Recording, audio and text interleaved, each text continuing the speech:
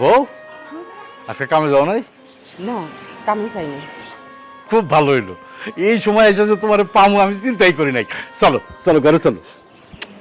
ছাড়ো তো। আচ্ছা, তুমি এই কামটা সাইডে দিতে পারো না? অন্য একটা কাম নিতে পারো না? এইটা তুমি কেমন কথা কব? ময়লা টানার গাড়ি না টানলে আমার সংসারের চাকা চলবো কেমন? অন্য কোনো কাম করবা, যে কোনো একটা কাম, কিন্তু এই কামটা তুমি করো না। এটাতে কি শুধু আমার একার সংসার চলে? তুমি মুসারে চিনো না, হারুন রে চিনো না, শফিক রে চিনো না, আমাদের সবার সংসারই তো বন্ধ হয়ে যাইব আমি যদি এই কাম ছেড়ে দিই। আমি এত কথা জানি না। তুমি এই কামটা সাইডে দিবা আর অন্য কোনো কাম করবা। আচ্ছা আমি ভাইবা দেখুন কি হয়েছে এটা কইবা তো। কারণ ওরা আমার বাড়ি থেকে বাইর করে দিচ্ছে। তোমারে ওই বাড়ি থেকে বাইর করে দিছে কেন? কারণ আমার জামাই ময়লার গাড়ি টানে, আর যার জামাই ময়লার গাড়ি টানে ওই মহিলার হাতে রান্ধন ওরা খাইবো না। সেই লেগে আমার বাড়ি থেকে বাইর করে দিছে। আরে ময়লার গাড়িটা নিয়ে আমি মানুষে গালমন্দ করে আমারে, তোমার এতে কি? তোমারে কেন কইব? দেখো তো, তুমি আমার সাথে এখন মস্করা করো না। আল্লাহর দোহাই লাগে, তুমি এই কামটা ছাইড়া দাও। ঠিক আছে বউ, আমি এই কামটা ছেড়ে দিই।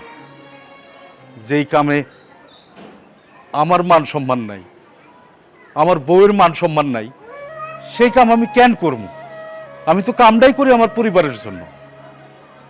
আমি কাম ছেড়ে দিব, আমি রিক্সা চালাম, আমি আমি কুলিগিরির কাম করব, তারপরেও আর এই ময়লার গাড়ি টানুম না।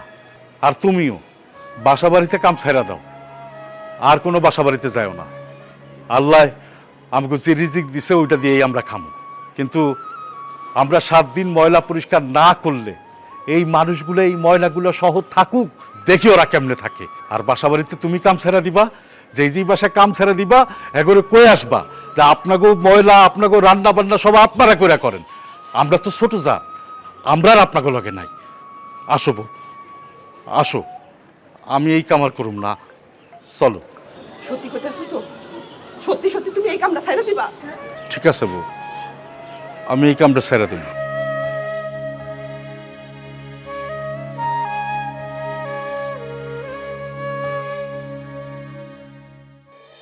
ভাই, আসলে আপনার কাছে আমি কি বলবো?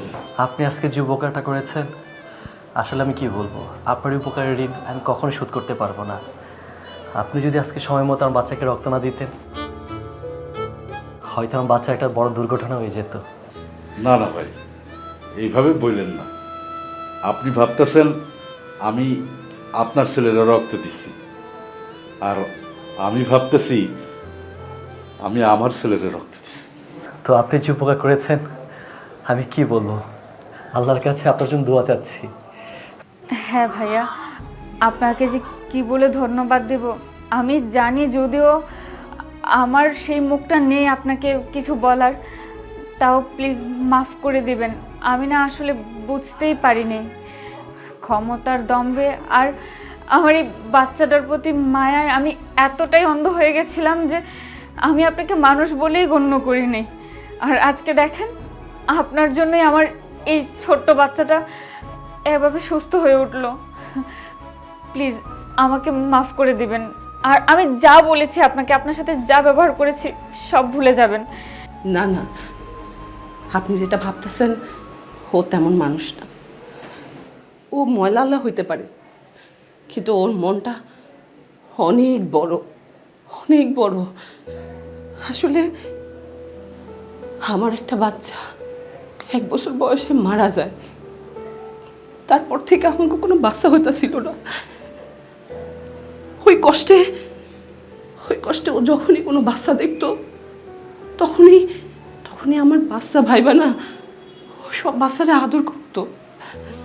আর এটাই ভুল বুঝা ওরে সবাই কষ্ট দিছে, অপমান করছে, গায়ে হাত তুলছে। ওর আসলে কোনো দোষ ছিল না।